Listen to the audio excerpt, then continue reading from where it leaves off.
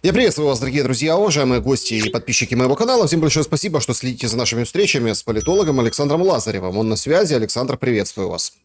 Здравствуйте. Александр, начать я хочу, конечно, с топ-события дня, коалиция желающих и звонящих Трампу. Они, в принципе, собираются, Макрон сделал сенсационное заявление, пакет гарантий для Украины готов от европейских партнеров. В общем, все на мази. Сейчас перетрут с Трампом, согласуют, там Витков подъехал, может, с ним пересекутся, встретятся, и, в общем-то, можно выкатывать, так сказать, условия от Запада и Украины вот, в завершении войны. Интересно, что The Telegraph описывает это с такой очень своеобразной позиции, с позиции паузы для будущего реванша. Ну, то есть никто официально ничего не признает, там, по действующей линии фронта, и никто оттуда никуда не уходит, в общем, гарантии предоставляются, все хорошо, но через какое-то время вполне себе вероятно, что все возобновится. Прокатит, как вы думаете? Нет, конечно, не прокатит. И, как по мне, это сборище, которое сейчас происходит, это чтобы показать, что мы тоже можем. Ведь вот в Пекине недавно там собирался Путин, Моди, Си Цзиньпин, потом чуть не сказал Ким Ир Сен, да, Ким Чен Ын приехал. И, в общем, на Западе и в медиа, и в политических кругах это очень серьезно и сильно обсуждалось. Трамп делал различные заявления, вплоть до того, что там какой-то заговор плетется против США и против западного мира. Ну и тут, разумеется, эта коалиция желающих, она собирается, заявление, что они уже готовы предоставить гарантии. У меня вопрос такой, да, риторический. А на чем будут основаны гарантии? Туда войдут войска НАТО? Так нет, об этом же было сказано со стороны России, что такие гарантии для России неприемлемы. А для зрителей скажу, что единственные гарантии, которые могут действовать на территории Украины, это те гарантии, которые будут согласованы между Штатами и Россией. Европа здесь вторична. То есть тут вопрос в том, чтобы две стороны геополитического, да, конфликта, да, и на этом уровне, собственно говоря, конфликт и начинался, да, потом он перерос в горячую фазу локально на территории нашей страны, вот, чтобы эти страны между собой, лидеры этих стран, решили и договорились. И только такие гарантии могут иметь силу и могут действовать. Войска НАТО на территории Украины – большой-большой вопрос. Во-первых, Россия сразу сказала, что это красная линия, условно, да. Со стороны Мерца и прочих политиков европейских звучат высказывания. Ну, Мерц вообще сказал, что у нас там войск лишних нет. Мы и так там в Прибалтику отправили дополнительные дивизии. А куда мы же отправим еще и в Украину? Ну, то есть пытается как-то петлять, понимая, что отправлять он туда своих солдат не хочет, что это чревато определенными последствиями. Говорит, что мы можем отправить исключительно после окончания войны, после остановки огня, но я вам так скажу, что если окончание войны будет на каких-то условиях, которые устроят две стороны конфликта. Причем сейчас говорю не про Украину, а именно геополитического конфликта. Вот, то после этого появление там войск третьих стран, хоть и входящих в НАТО, там где будет США, это очень большой риск возобновления этого конфликта. То есть об этом в России очень часто не устают говорить на уровне Лаврова, на уровне Ушакова, то есть как бы серьезные политические фигуры. Не просто там какой-то парламентарий, да, из Государственной Думы делает заявление. Это момент важный. Второй момент, на чем будут основываться гарантии помимо, да, военных, там, военного присутствия, там, условно говоря, каких-то миротворческих сил. Это будет опять Будапештский меморандум, да, или это будут какие-то серьезные вещи, которые будут гарантировать там, со стороны Украины нейтральный, внеблоковый, там, безъядерный статус государства. Вот. Со стороны России, западных государств будут давать реальные гарантии безопасности такой Украины. А вопрос тогда возникает. Россия может дать гарантии безопасности исключительно прогнозируемой Украине, да, то есть, ну, нейтральной, внеблоковой, ну, либо пророссийской, да, но сейчас мы говорим про формат нейтральной, внеблоковой, потому что пророссийская я пока не вижу такого формата, вот, вижу именно то, что обсуждается на геополитическом уровне, и все с этим плюс-минус согласны, то есть возвращение к декларацию о суверенитете Украины. Вот как оно начиналось, так оно и должно быть. При этих раскладах Киев и именно Киев, я имею в виду в лице Зеленского, его окружения, той касты, той элиты, которая сформировалась, они готовы на это пойти? Если они на это пойдут, это потеря власти.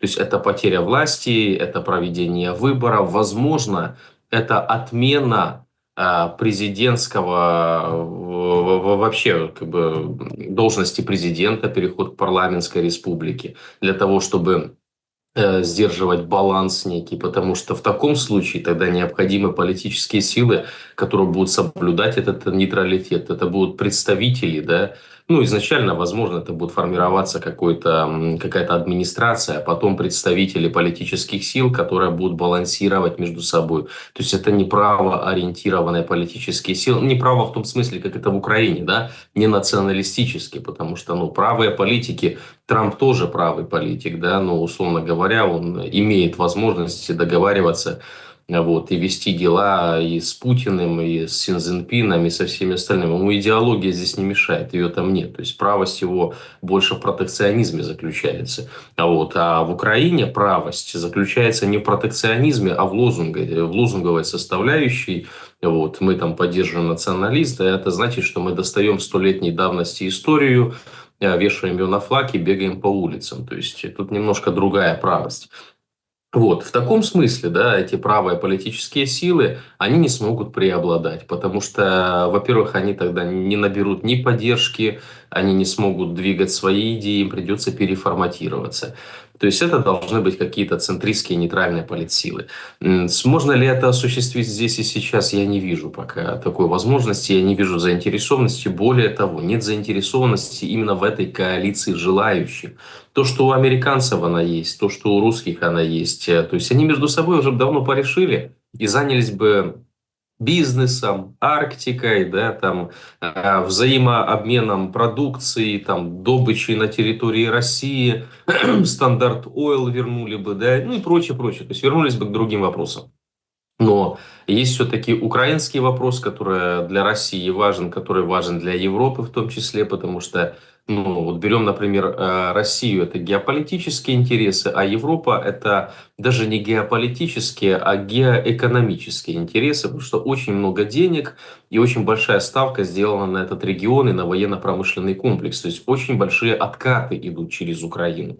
И сейчас, в тот момент, когда они заявили уже, что они запустили маховик военно-промышленного комплекса на невиданные, да, масштабы, раньше такого не было в Европе, то есть они начали вооружаться, это оружие необходимо куда-то сбывать, нужны конфликты, то есть дальше деньги, которые на надгосударственном уровне европейском выделяются для Украины, они потом возвращаются в частные компании, теряя след, условно говоря, а может быть даже не теряя, а откровенно они говорят, вот мы дали Украине денег, а Украина у нас покупает. У нас же все хорошо, бизнес работает, у нас рабочие места, все классно, только есть один нюанс, что деньги дали бюджетные, а капнули они в карман частных компаний. То есть это, в принципе, коррупционная составляющая. В этом замазаны все европейские политики. Та же Урсула фон дер Ляйен, на нее компромата еще с ковидных времен вот столько, да, поэтому она и подписывает там и с Трампом всяческие договора, которые, ну, откровенно являются вредительскими европейской экономике, особенно национальным экономикам Европы.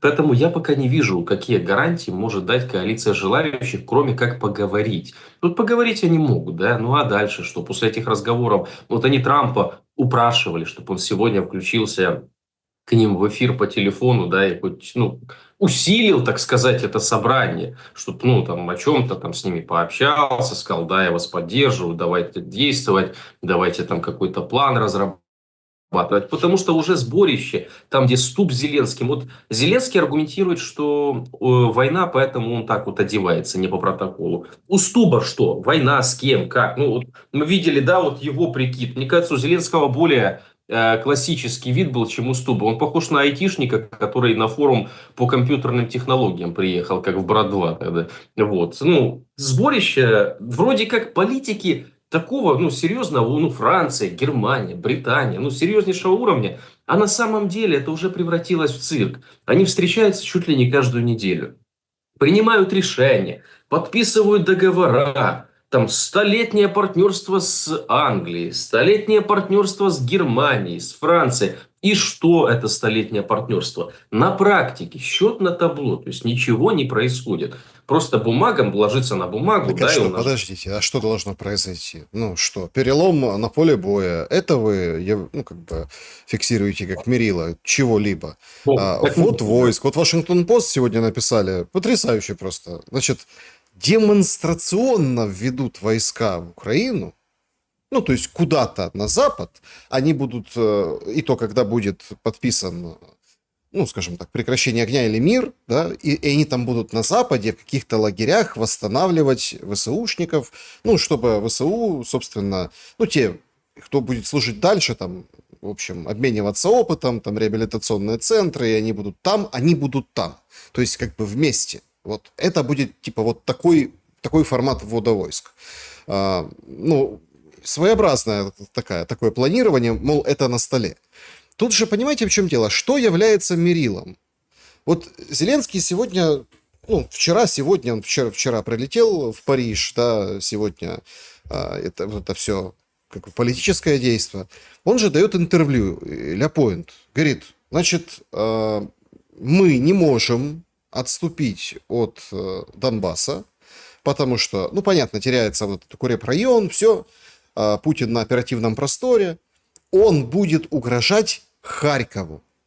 Люди, у которых есть даже не курвиметр, линейка, могут приложить и посмотреть, ну, сколько, где находятся сейчас российские войска и где Харьков. То По есть километру.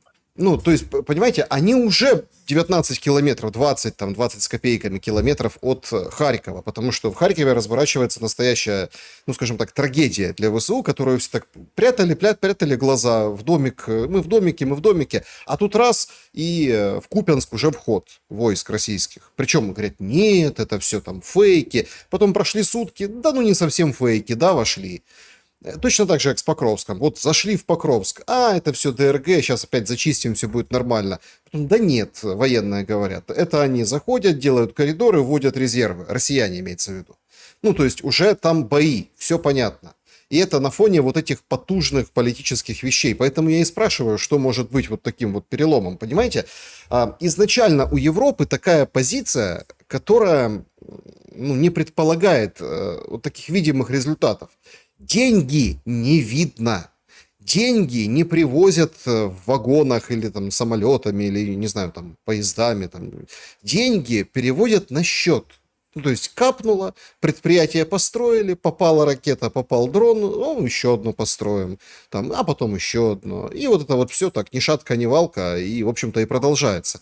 То есть нет какого-то влияния Европы, чтобы раз и изменить ход боевых действий. Поэтому вот это все и кажется таким, ну, как это Зеленский сказал, теоретическим вместе с Макроном.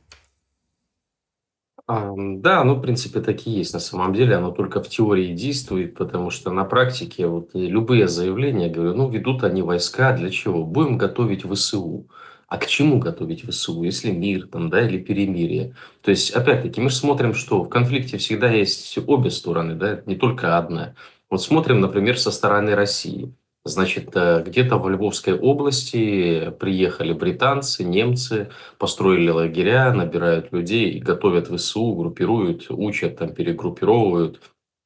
Российский генштаб как на это должен отреагировать? Сказать, классно, ребята, давайте еще группируйте, еще лет 10 поучитесь, а потом мы посмотрим, чему вас научили, то есть будем ну, меряться силами. То есть это так должно выглядеть? Конечно, нет. Это сразу чревато тем, что туда прилетят какие-то ракеты, да, и будет сказано, что перемирие или мир, ну, во-первых, о перемирии речи не идет, сказали, что никакого перемирия никто подписывать не будет, то есть будет мир, вот, либо будет война.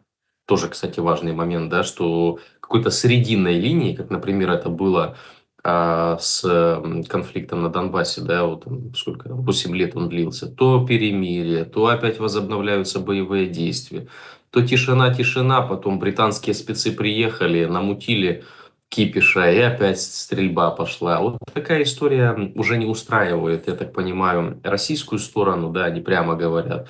Да, вряд ли такая история может устроить тех же американцев. Ну, хотя бы, ладно, я имею в виду американцев, конкретно администрацию Дональда Трампа. Такая история шикарно бы устроила Зеленского, его окружение и европейских партнеров. Они понимали бы, что эта бездонная бочка, она не будет никогда заканчиваться. То есть можно и дальше списывать деньги, обучать. А вот просто вдумайтесь, вот вы сейчас сказали про эти заводы, да, которые построили, потом ракета прилетела и снесли. Но это же самая шикарная схема воровства бюджетных денег. Вот я вам скажу, ну, круче просто не придумаешь. Ты строишь каркас, потом говоришь, я туда и станки закупил, я там то, показываешь бумагу, тебе там партнерская фирма твоего кума, товарища выписывает это все. Потом говорит, где станки? Так вот же, злые русские, да, отправили ракету, нет больше станков, нет ничего. Но завод же надо, давайте еще раз строить. То есть, и так можно раза два или три строить. В 90-х был случай, не буду называть фамилию, человек так дом строил для военнослужащих бывших, там квартиры должны были льготные дать, значит, общежитие сносил, потом дом строил, потом, значит, говорит, дом построили не такой, нужно перестраивать, перестроили. В итоге дважды это все делалось, а потом, когда приехала комиссия, а там и общежитие стоит, короче, ничего не происходило. На бумагах там 3 стройки было. Ну, он потом сел, конечно, этот человек, но суть не в этом. Суть в том, что как бы схема рабочая, схема старая. Поэтому никто от нее отказываться не будет. Европейцам это вообще вау. Потому что, ну, когда мы говорим, что вот в Европе нет коррупции, там, ну, привыкли, да, к этой теме, что вот европейцы, они не такие коррумпированные, как там Украина, там, да, и прочие постсоветские страны. То есть вот в Европе такого нет. Есть там коррупция просто не на низовом уровне. Там полицейский у тебя взятку не требует, но на уровне чиновников, это лоббизмом называется, да, там все очень хорошо коррумпировано и все хорошо зарабатывают. Поэтому отказываться им от этой возможности, ну, как минимум, нелогично. То есть, а соглашаться, например, той же России на то, чтобы сейчас прекратить боевые действия, то есть дать перерыв для того, чтобы, во-первых, там Зеленский остался при власти, политика велась такая же, как была раньше, то есть это антироссийское государство, да, ну, то есть не проект Украины как отдельной страны, которая развивается с учетом географических и политических обстоятельств вокруг нее, а конкретный проект анти. Вот когда проект анти, тогда есть четкое понимание, что рано или поздно он может быть задействован опять. И просто отстрочить момент, когда люди имеют крайне негативные отношения, когда пропаганда будет работать еще сильнее, когда обучение пройдет, когда оружие дадут. То есть, ну, это чем-то на Версаль может попахивать, да, то есть это вряд ли кому-то понравится. Я не сравниваю нашу страну, да, с тем, что там было там в Первой мировой войне или во Второй мировой войне. Просто имею в виду, что вот примеры в истории уже были, это не сравнение. Но суть в том, что с точки зрения России в этом нет логики. То есть, если тогда смысл оттягивать процесс, ну, когда-то Никола Макиавелли писал, да, что войну можно оттянуть только к более выгодным условиям противника. То есть это же логично. Поэтому там со стороны России это невыгодно. Со стороны Украины, как государства, как народа, это тоже невыгодно. Это выгодно только той кучке, которая сейчас именует себя властью. Потому что для украинского народа, ну, послушайте, объективно мы смотрим на ситуацию. Если бы в 2022 году те договоренности, которые подписали, были выполнены, да, чтобы Борис Джонсон тогда не приезжал и Зеленский не говорил, что, конечно, да, мы будем дальше воевать, то сколько бы десятков или сотен тысяч жизней было сохранено. Запорожская, Херсонская область была бы в составе Украины. То есть тогда об этом речь не шла. Да? Войска отводились. Да, не было бы Донбасса, не было бы Крыма. Но объективно контроль над Донбассом и Крымом был до этого момента. Не было, да, контроля над Донбассом и Крымом. Но Запорожье и Херсон было бы в составе Украины, я имею в виду области. Но решили просто воевать. Довоевались до того, что сейчас опять возвращаемся к вопросу, а давайте, пожалуйста, за столом переговором как-то порешаем. Только уже Запорожская, Херсонская область тоже за скобками. Уже звучат какие-то буферные зоны, не пойми, да, вроде как Уитков заявляет, что Путин отказался от этой идеи, от буферных зон, но я напомню, что Путин отказался от этих идей, если мир будет подписан здесь и сейчас, это по словам Уиткофа, да, а не если это будет тянуться еще там столько-то лет, и британские войска будут там обучать ВСУ и прочее, ну тогда Путин от этого не откажется. И у меня тогда возникает закономерный вопрос, а для украинского народа из этого что? То есть потеря еще нескольких областей, вот, и миллионов жизней, да, искалеченных судеб, прилетов по городам, чтобы потом без света и тепла сидеть, без воды. Ну, то есть к чему мы идем? То есть должна же быть какая-то конечная цель. Если расшибиться об стену, ну, тоже цель, да, но это ж Ну, не цель. Мерц четко сказал, мы идем, будем истощать Россию.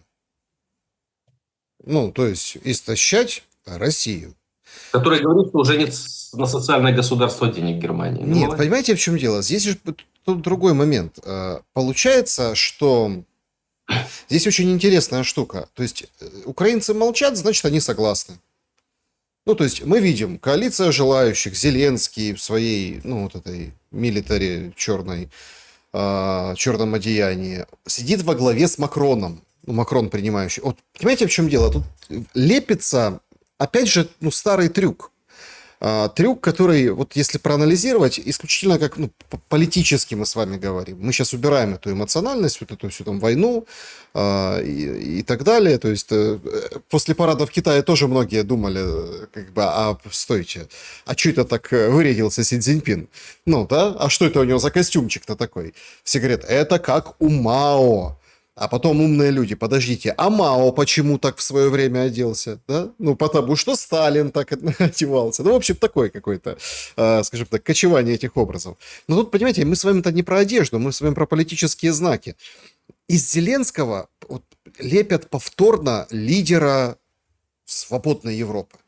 Он во главе стола, он на передовой, он вот фронтмен.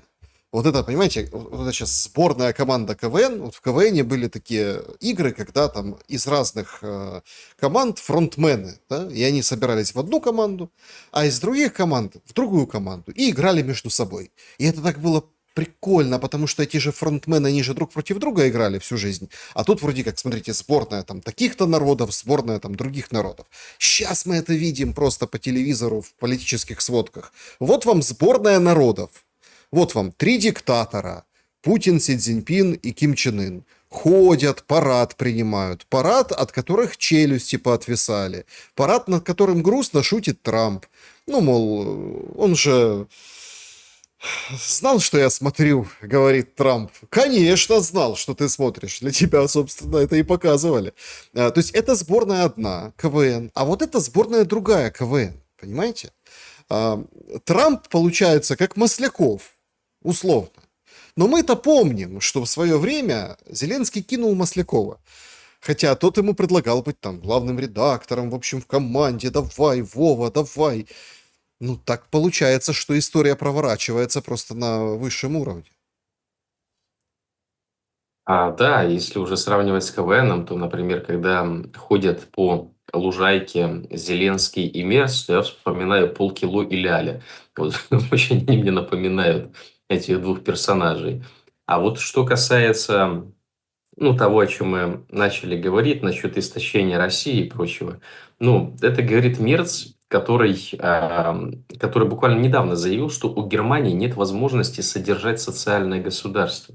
Я, ну, честно говоря, не знал, что когда-либо такое услышу. У Германии нет возможности содержать социальное государство. Это говорят представители Европы, которые подписали с Трампом условия, при которых Трамп грузит им продукцию без пошлин, а они по 15% заградпошлин отправляют в Штаты. То есть ничего не отправляют, потому что конкурировать не могут.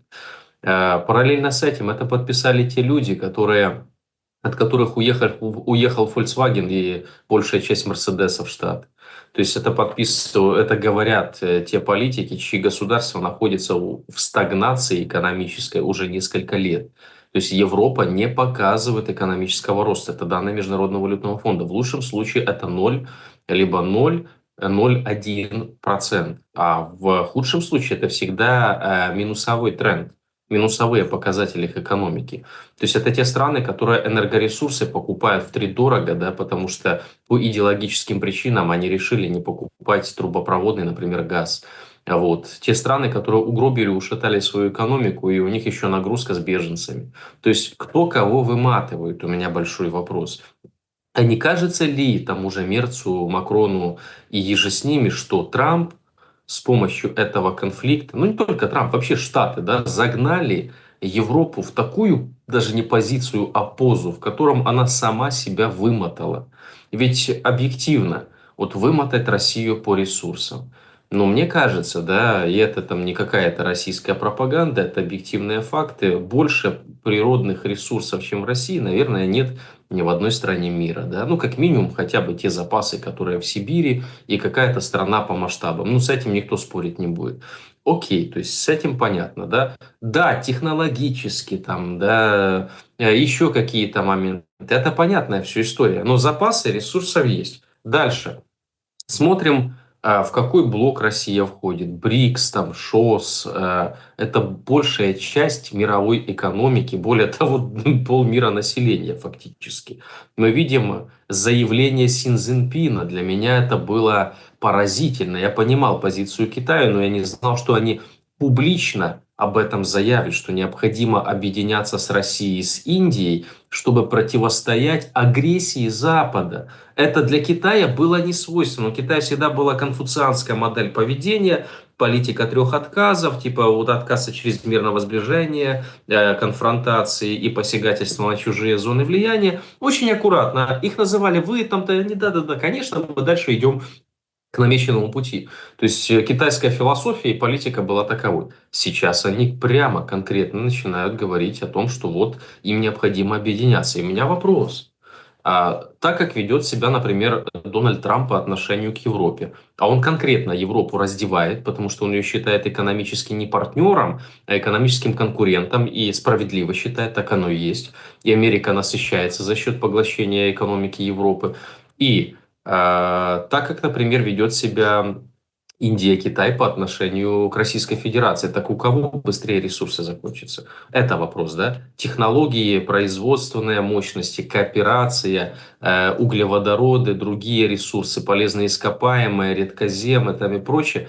Это всего по-любому больше далеко не у Европы. И это объективные вещи. Поэтому говорить об истощении, ну, это очень такая злая шутка, потому что в борьбе за истощение России истощится украинский народ.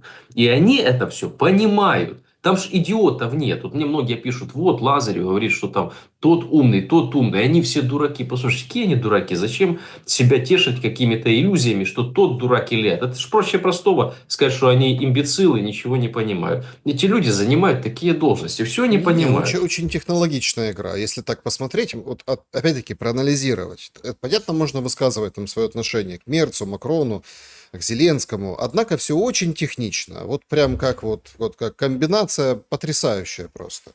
Ну вот приезжают на коалицию желающих Витков. Давай включать Трампа. Трамп что Трамп? Но мы видим, вот смотрите, мы же видели с Навродским. Приехал Навродский, вот тут ему самолетики пустил, вот это все, солдаты, захотите, это будет больше или будут оставаться, ничего страшного. Навродский король, король Кароль. Четко выдают сейчас такие позиции там, а украинцев давайте проредим, ну вот те, которые работать не хотят. Вы думаете, тут какие-то моменты, да, вот эти все, ничего страшного, все хорошо, мы там, граница, логистика, все. За нами Америка. Вот это вот то, что показала эта встреча. Что делает Трамп? Он легко предоставляет вот какие-то моменты. Навродский после встречи с Трампом вышел и сказал, нам Америка предоставила гарантии безопасности. Польша. То есть все, вопрос... А Трамп, да, хорошо, вот вам гарантии безопасности. Вас никто не тронет, за вас Америка. Все.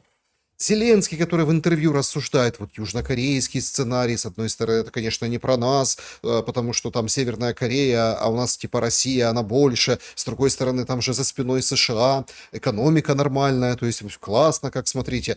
То есть одни написали, что он отверг южнокорейский сценарий СМИ, другие, что он его принял. Технично играет Зеленский. Вот сейчас, смотрите, что происходит. Например, включается Трамп, они там что-то согласовывают, включается Трамп, и говорит, согласовали, окей, это его задача, сбросить Украину на Европу.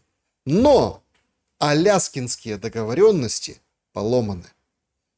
Кто виноват? Зеленский? Нет. А у него же все так. Кто, например, там санкции на людей накладывает? Зеленский? Нет, вы что? СБУ подает, СНБО. Вот это у него сейчас СНБО на коалиции желающих. Все собрались, это кто? Это мы. Гарантии. Трамп говорит, окей. Витков обнимает Зеленского, многие подметили. Ну, такой эпизод, да, перед началом заседания. То есть уже все хорошо, все на мази. Вопрос только, Россия, получается, дальнейший сценарий. Россия не принимает это. Трамп говорит, я разочарован. Ну, условно, да, то есть... И как бы война продолжается. Цель выполнена. Война идет дальше. Мерц говорит, 4 бригады, на. Ну, типа оружие. На 4 бригады. Такие, о, круто, потужно, ура, Германия с нами, истощаем Россию. А кто сядет в эти бронетранспортеры, в это, вот кто?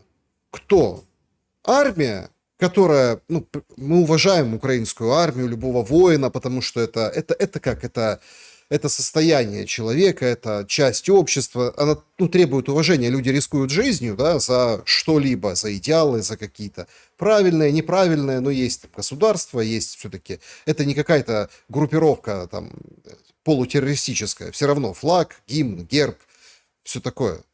Но, по сути, армия, СЗЧ все больше, добровольцев меньше, внутри разложения спиваются, ну, скажем так, принимают разное, потому что безысходность. Вот все спрашивают, а что это они такие там в ВСУ вот это вот там балуются всякой ерундой, дурью всякой. Так а что им делать? Ну, Зеленский отпускает 18-22. А то говорит, подождите, ну мы думали, ну мы еще год, ну 2, ну 3, ну там подтянутся, может нас отпустят. Не отпустят. Вот и балуются. И то есть вот эти люди сядут еще в 4 бригады Мерца и будут истощать Россию. А как бы политики Европа и Зеленский достигли своего результата технично.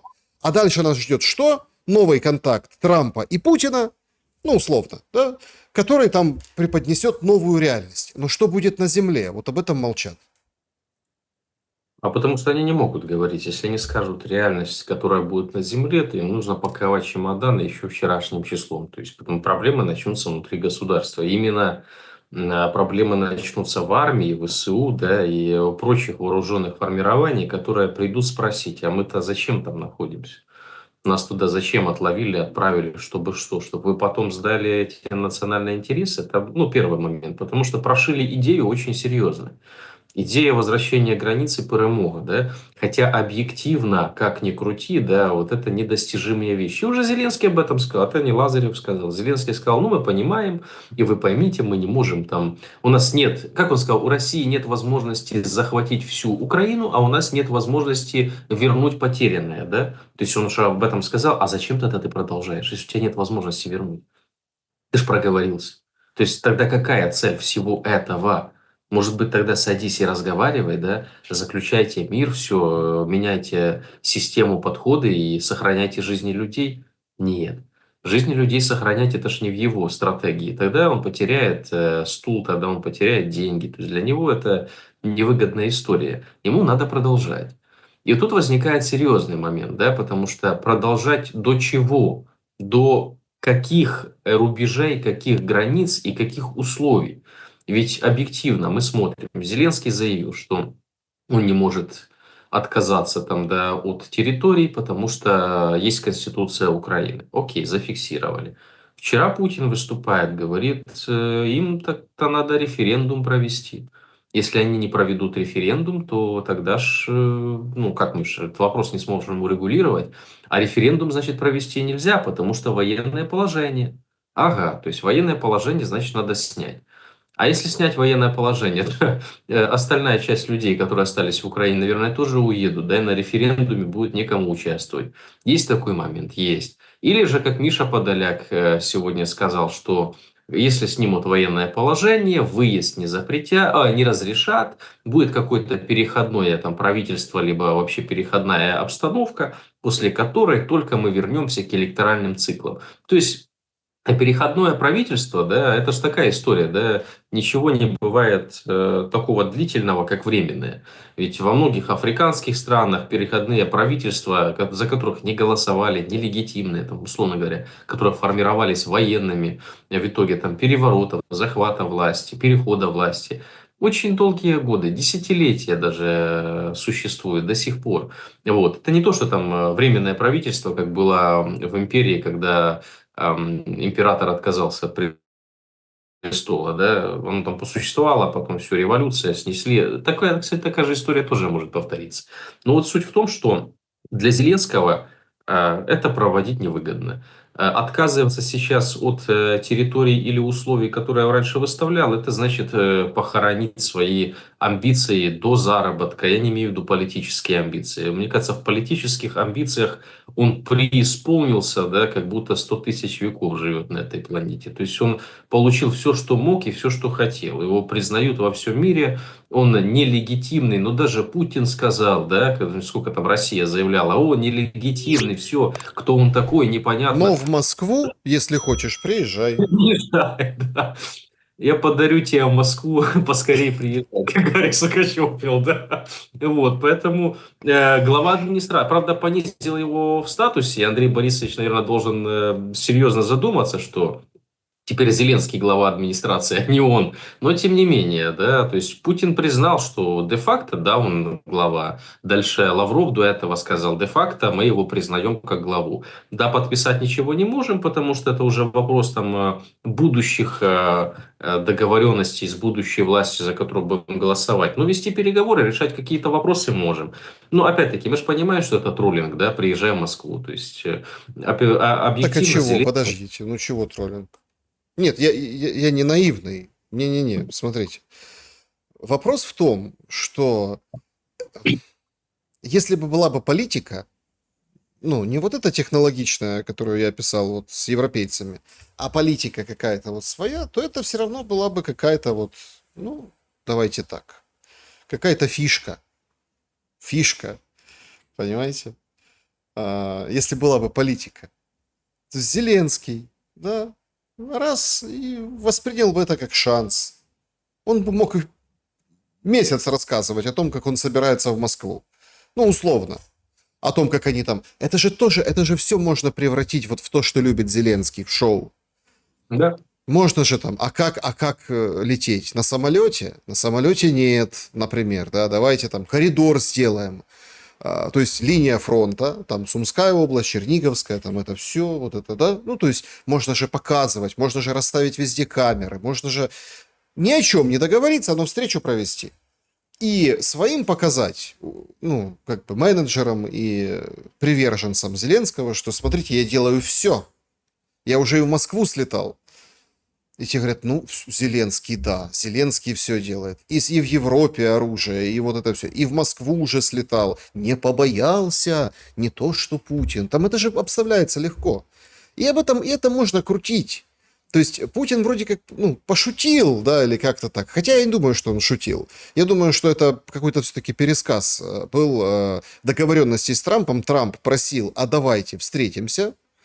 А Зеленский говорит, ну, как бы, ну, давайте не встретимся, давайте в Москве, говорит Путин, а Путин, понятное дело, понимает, что Зеленский в Москву не поедет. То есть это же все, вот эти все игры. Ну, просто вопрос в том, что разрешат, а что запретят Зеленскому. Ну, это хороший вопрос. Я прошу прощения, я просто любитель пить со стаканов воду. И вот пришел, его прогнать невозможно. А вот еще один участник нашего эфира. Насчет поездки, да, и насчет вообще этой возможности, ну, было бы, конечно, весело, да, посмотреть, если бы Зеленский действительно мог сказать, да, я поеду, и то, что вы сказали, там, еще месяц крутить, мутить, но вряд ли ему позволят этим заниматься, например, те же американцы. То есть для них, ну, не мешай, ну, все, иди отсюда. Вот. Для них, значит, это будет как минимум, ну, не сильно с точки зрения дипломатии, взаимоотношений с Российской Федерацией, ну, правильно и выгодно, что ли. Это первый момент. Второй момент, да, какие гарантии... Ну, если, давайте просто, мы сейчас смотрим, если бы это было реально, да, моделируем ситуацию, а не просто там, что вот Зеленский, Путин между собой обменялись фразами. А какие гарантии Россия дает для Зеленского, что он приедет в Москву и не уедет, условно говоря, в полярную сову, да? Потому что, ну, я, честно говоря, не знаю, нужно посмотреть, и пусть зрители там озадачатся, может быть, этим вопросом, посмотрят, там в России его объявили кем-то или не объявили, да? Нет, Не объявили. Ну, значит, это нет, ну это, не, стойте, стойте. спокойно ехать, значит, Всех да. объявили, ну, А его нет. это очень важно на самом деле. Тут понимаете, в чем дело? Тут же дело в желании. Это как бы, во-первых, возвращается вот эта история Зеленского, который Путину «я тут» в Анкаре. «Я тут», типа, подскакивай, подъезжай. А во-вторых, я почему об этом говорю? Не потому, что я там фантазиями насыщаю наш с вами эфир, а потому что Зеленский же как мантру повторял: территориальный вопрос решится на встрече Путина и Зеленского. Ну так поедь, реши территориальный вопрос, возвращайся, и все. Да. Ну, значит, если он не объявлен, то, конечно, езжай. Езжай, и я думаю, его все поддержат. Вот. Но, ну, опять-таки, мы же понимаем, что это невозможно, нереально. Зеленский на это не согласится. Он сошлется и на протокол, и сошлется на то, что это неуважение к нему. Потому что как так? Лидер такого вселенского масштаба, да, межгалактический президент фактически полетит к Путину на поклон. Это ж нельзя. То есть Путину можно полететь в Аляску к Трампу, да, и корона не падает. А Зеленскому в Москву там, да, ну, либо даже не в Москву, пускай, не знаю, там в Краснодар полетит. Или куда там, Курская область близко, да, съездит туда. Но он не может этого себе позволить. Это типа неправильно. Более того, Сибигер сразу реакцию дал. Он сказал, более 7 или 8 стран, там Швейцария, Австрия, да, там Турция, страны Персидского залива готовы принять и президента Путина, и президента Зеленского, чтобы они провели там переговоры и решили между собой. А вот Россия начинает ерничать и говорит, что только пригласят и только встречаться в Москве. Ну, на самом деле это дипломатический ход, это такой юмор геополитических игроков. Ну, Трамп сказал, да, я сказал Путину, что надо встретиться с Зеленским. То есть это было сказано. Сначала как-то Ушаков очень так петлял, он говорит, да, ну, вроде такого разговора не было, или там Путин не давал никакие гарантии, ну, как-то так было сказано, очень размыто. А потом Путин выступает и говорит, да, так, это был такой разговор, вот, и я не против, пускай приезжает в Москву. То есть, получается, Путина уже не обвинишь в том, что он срывает переговорный процесс и отказывает Трампу в том, чтобы встретиться с Зеленским. Он говорит, нет, ребят, я готов встретиться с ним, но только вот график, вот, пускай приезжает в Москву. В Москве сядем с ним, там, пообщаемся и решим. Но на самом деле, если мы уже уйдем от футурологии, да, и от таких веселых аналитических процессов, а посмотрим реально на обстановку, то чтобы встретился Путин с Зеленским, во-первых, как минимум, Зеленский должен иметь право подписывать какой-то документ. Это важный момент, потому что встречаются президенты воюющих государств только в том случае, когда уже все вопросы решены. Когда переговорные группы между собой провели очень длительные переговорные процессы, согласовали все дискуссии, да, то есть выработали какой-то четкий план, договорились о том, что этот план будет выполнен, что он реально будет выполнен, а не как, например, там в 2022 году, да, что решим, подписали, все это незыблемо. А для этого вспоминаем там интервью Зеленского еще до президентства Гордону, как он говорил, что вот у меня все просто. Я встречаюсь с Путиным, мы с ним договариваемся, он говорит, я хочу это, я ему говорю, а мы вот это, находим какой-то срединный вариант, Россия идет на уступки, Украина идет на уступки, я приезжаю в Киев, говорю, так, ребята, проводим референдум, вот такие условия хочет Россия, за это мы получаем это. Большинство говорит, да, я еду к Путину, говорю, все порешили, подписали, пожали руки и живем дальше. Такой разговор был, это он публично сказал Гордону в интервью.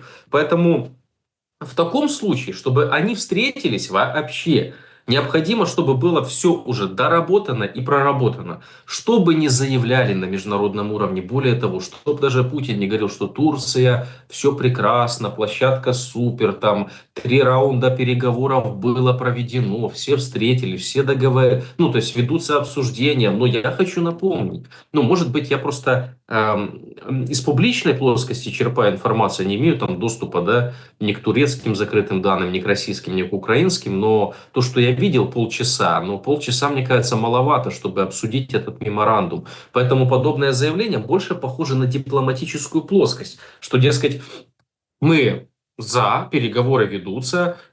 Турция шикарная площадка, Эрдоган вообще самый лучший посредник, лучше не найти. Вот. Лучше был бы только батька, но Киев отказывается. Да? Вот. И мы готовы дальше работать. Мы работаем, работаем, работаем. И только когда мы выработаем уже все условия, только тогда будет возможна встреча лидеров, чтобы подпись поставить. Но я не представляю себе ситуацию, при которой, условно говоря, встречается Путин с Зеленским. И Зеленский приезжает и начинает на блатных, да, ему рассказывает: так, там, ты агрессор, ты напал на нас, мы с тобой никогда ничего. А еще, знаете, как может быть, как любят, например, там в офисе президента перформанс какой-то сделать, там руку не пожать, либо еще, ну, потом обсуждаться будет вечность, да, по украинским СМИ, какой потужный Зеленский, если он там Путину руку не пожмет, да, ну или прочее. Зачем это для Путина?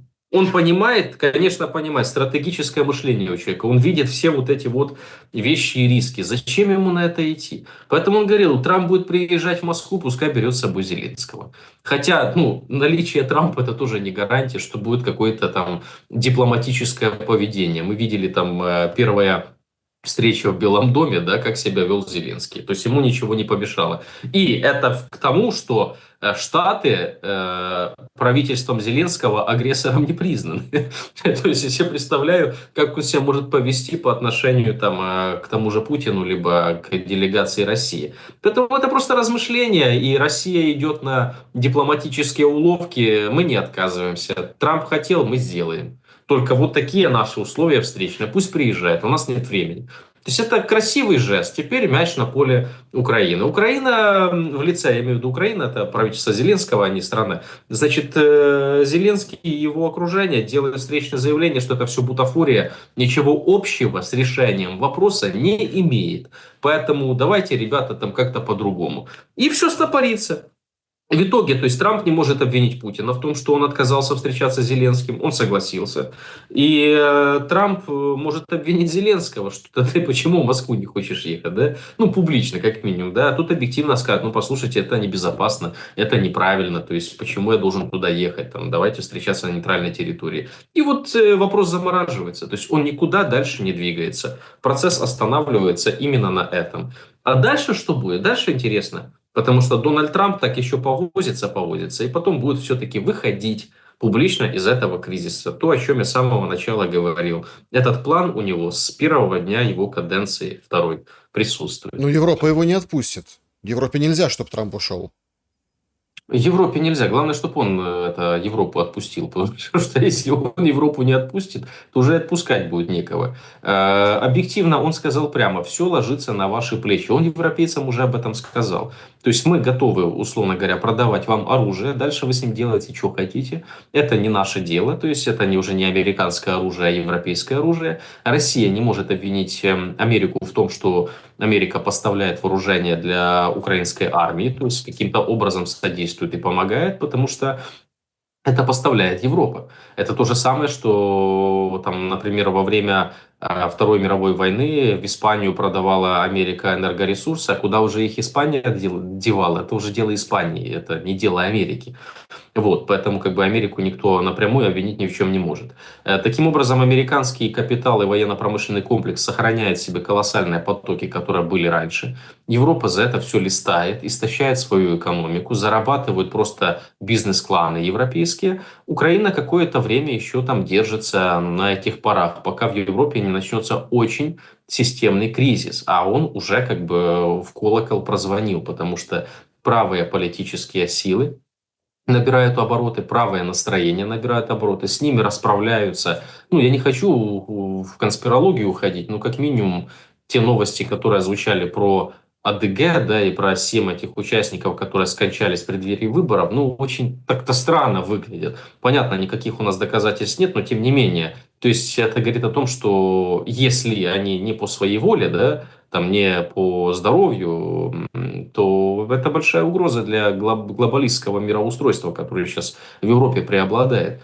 Причем мы объективно понимаем, что та же Франция, там большая угроза потери власти Макрона уже давно нависла. На И они следующей неделе апогей, да. да, и они пытаются, да, они сейчас модели всякие пробуют. Вот, например, очень классная модель была с точки, ну, классная в кавычках, да, с точки зрения сохранения власти. Это там румынские, молдавские выборы, как они красиво прокатили на этих странах. Это пробники были. Я уверен, они будут пробовать это и в более серьезных странах, пока просто боятся, потому что конкуренты там повесомее будут, чем румынские или молдавские. Но тем не менее, более того, такой же пробник может быть. Зеленский ж не зря в Белом доме Трампу через хихихаха рассказывал, как он классно при власти находится уже 7-й год, хотя Конституция разрешает 5. И он говорит, а вам понравилось? Ну, вам нравится? Схема классная? Уже Трамп сказал, вы вспомните, да? Это типа, значит, если я объявлю военное положение, то я могу, говорит, еще при власти остаться, так, с подколкой к Зеленскому. Он говорит, а что, вам нравится, да? Типа, ну, класс. В этом же смысл, то есть, что Трамп может просто поулыбаться, а Макрон и прочие взять на Так а вооружение. какая все... Подождите, вот давайте все-таки, это все, конечно, очень, ну, важно, но вот завершение, вот как... стратегия на что? Расчет на что? Вот опять-таки, Индия, Китай, Россия. Никто не говорит, что это прям союз.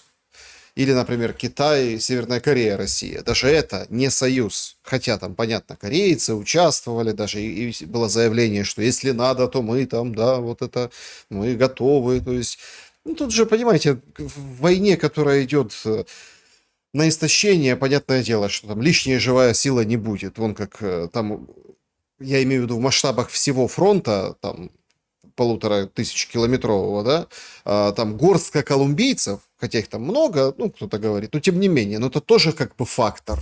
Понятно, что там несколько тысяч северокорейских, это тоже фактор. В условиях войны дронов, ну, все понимают. Истощение и человеческий ресурс. Но никто не говорит, что это союзы. Никто не говорит, что они прям включатся в войну вот здесь, в Украине. Ну нет. А, Точно так же себя ведут и европейцы, и Запад. Точно так же. В итоге получается, что непонятна цель конечная. Ну, то есть вообще непонятно. То есть это чтобы Путину надоело, он плюнул, сказал, ну все, и как получился какой-то такой второй Афганистан, куда там слали, ну там и уже это не Афганистан, для СССР имеется в виду. Ну, имеется в виду, что, ну, уже, а потом раз и все, и вышли. В этом задумка. То есть нет какой-то магистральной задумки. Тема, что истощить Россию, ну истощим Россию, ну Россию, ну куда ты ее денешь, что Россию, например, да, то есть нет какого-то определенного осязаемого эффекта. Украинцам скармливают дичь, ну вот просто чушь. С одной стороны, как бы вот это вот поманив каким-то выездом, с другой стороны, а вот усиление мобилизации, а если закончится даже война, будет все равно мобилизация, и никто никого выпускать не будет. В общем, это все как переходной период, сейчас, туда-сюда, давайте вот так, давайте еще немножко. То есть украинцам вот не станет легче вот так, все это уже понимают, даже если все закончится. Но и все, и не заканчивается, поэтому когда-нибудь, может, станет легче. То есть вот такая коммуникация. Какой расчет у Банковой? Вот на что? День простоять, до ночи продержаться или наоборот. То есть им нужно просто время. У Банковой расчет один – это оттягивание времени, вывод капиталов, дальше заработок, читай воровство, во время войны, вот, и обеспечение заработка и прибыли глобалистских представителей капитала, то есть европейского уровня. То есть это единственная задача у банков. Если кто-то думает, что у банковой задача там, вернуть рубежи 91 года, отстоять, победить Россию, либо прочее, это все глупости и ничего не имеют общего они с реальностью. объективно, да, если мы говорим, например, про затронули тот же там союз, формируется, не формируется, пока нет военно-политического союза между Китаем, Россией и Индией. Ведь заметьте, например, Индия не присутствовала, да, на параде. То есть на военном параде Моди не было. То есть он уехал пораньше. Такой момент, да. Может, о чем это говорит? Может, там, условно говоря, так и было запланировано. А может быть, Моди просто готов на экономическое плотное сотрудничество, но на военно-политическое пока еще не готов. Но то, что Китай показал оружие, да, чуть ли не впервые так масштабно, так красиво, ярко, просто межконтинентальные баллистические ракеты, флот, дальше авиация, все виды вооружения, это говорит о том, что Китай готов. Китай показывает Западу, что сюда не суйтесь. То есть не нужно здесь в близлежащих регионах создавать нам какие-то проблемы. Потому что мы уже не тот Китай, который был 20-30 лет назад. Мы можем и вписаться. И вам будет тяжело. Это, кстати, это такой звоночек для Аукуса, который замолчал, да, последние несколько лет, потому что война в Украине идет. Но в 2021 году, в начале 2021 года, это была самая шумная история создания нового НАТО в Азиатско-Тихоокеанском регионе для сдерживания Китая, так как старая НАТО – это сдерживание Советского Союза, а потом России, а это новая НАТО. Так вот, вопрос в том, что Запад и европейцы, вот уже такая Каллас, да, заявление делает, Китай, все, это диктатура, угроза, это угроза миру цивилизационному. Какому миру? Послушай, ты представительница там какой страны, да? Финнов, эстонов, Литвы, Латвии или кого там, да? И Китай. Какое население у Китая, какое население у прибалтийских тигров, да? Страшных тигров. Вот. У меня тигр тут пожестче только что ходил по столу, вот, чем прибалтийские тигры. То есть о чем ты говоришь? То есть какая угроза?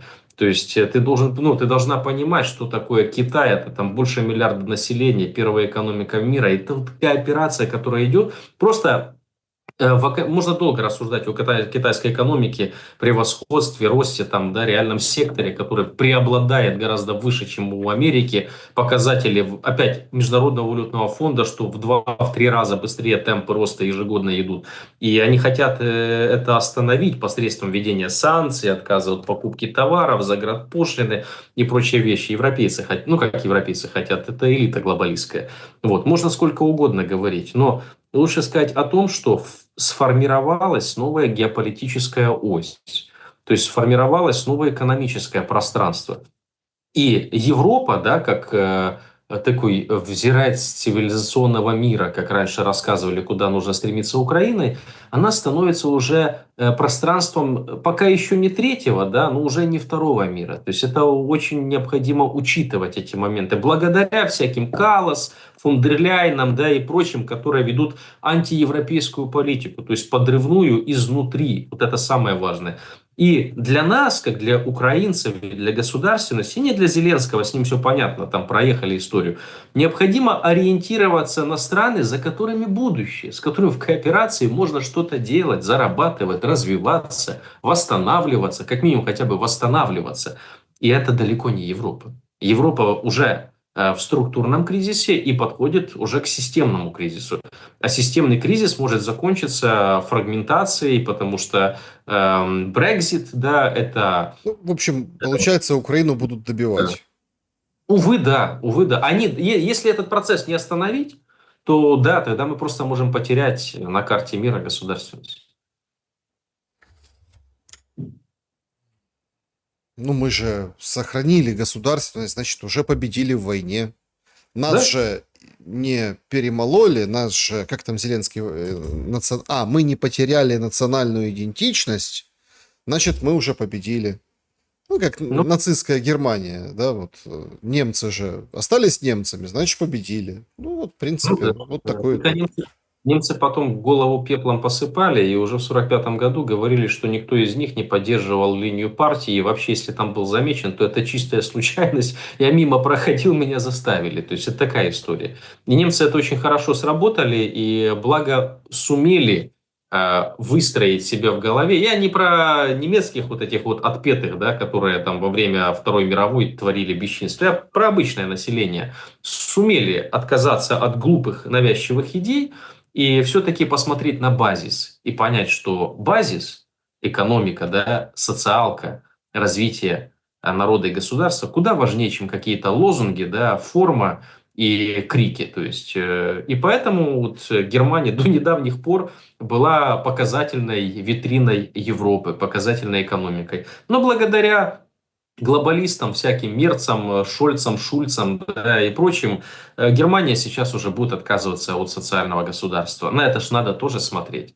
на перспективы того пространства, в которое Украина хочет интегрироваться. Так вот, перспективы там ну, крайне малы. А вот глобальный юг – это более серьезная история. И вот Подождите, Путин несколько дней повторяет, говорит, давайте идите в ЕС, мы вас, пожалуйста, в это ЕС. тоже, А в конечно, ЕС нам говорят, Украина должна стать стальным дикобразом. То есть, иными словами, плевать. Это, короче, территория, которая как бы государство, но как бы, ну вот, как бы часть ЕС, как бы не часть ЕС, как бы государство, ну как бы, ну вот со специфическим режимом. Ну, имеется в виду не государство европейское в классическом понимании этого слова, где там действуют свод, правила, права человека и так далее. Поэтому это же стальной дикобраз. Можно закрыть глаза на права человека. Это же стальной дикобраз. Ну ладно, там ТЦКшники ловят на улицах, границы закрыты, стреляют в спину, когда человек пытается убежать через границу. В спину стреляет пограничник, но у нас все ходят, и там Порошенко делает шоу по поводу Порубия. Ой, там все, сцену выставил, все. Не, безусловно, смерть любого человека – это плохо. Но тут мы оплакиваем всей страной, даже Тищенко хочет Банковую переименовать на улицу Порубия. А об этом человеке никто не вспомнит, кроме там, возможно, немногочисленных родных, которые просто там или ждали его за границей, да, ну или наоборот там, как это часто, кстати, бывает, продали последнюю хрущевку свою, какую-то там девятку или какую-то там семерку, собрали какие-то деньги, через этих всех, ну вот как бы, чтобы показали, куда бежать. Вот они ему показали, а пограничник, в общем-то, все. Понимаете, то есть вот к чему мы идем. Все равно, что будет на этой территории. Главное, что общий образ – это стальной дикобраз. А то, что тут будет происходить, разрушение, перспективы, короче, не примет никто в ЕС Украину. И понимаете, когда вот это вот проталкивался этот нарратив, даже Януковича вытащили, и он с новой улыбкой, так сказать, напомнил, что он вел Украину в Европу, что он много сделал для этого. А потом так берешь, смотришь, а по факту так и есть.